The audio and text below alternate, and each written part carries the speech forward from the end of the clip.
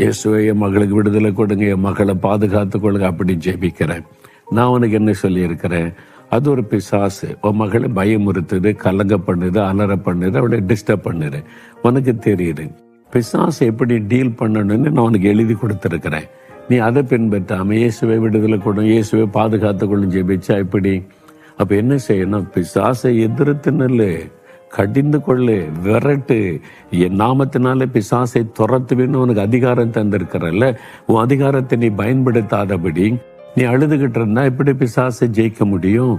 அப்பதான் அவளுக்கு தெளிவு தெரிந்த, ஐயோ என்னுடைய அறியாமை, வசனம் தெரியல, அதிகாரம் தெரியல, பலன் அடைஞ்சு சொன்னா, இயேசு கிறிஸ்துவின் நாமத்தில் என் ஆண்டவர் இயேசு எனக்கு கொடுத்த அதிகாரத்தின்படி போலாத பிசாசை என் மகளை டிஸ்டர்ப் பண்ணாதே, விலகி போ என்று கடிந்து கொண்டு ஜெபிச்சாங்க. ஒரே நாள், அவ்வளவுதான்.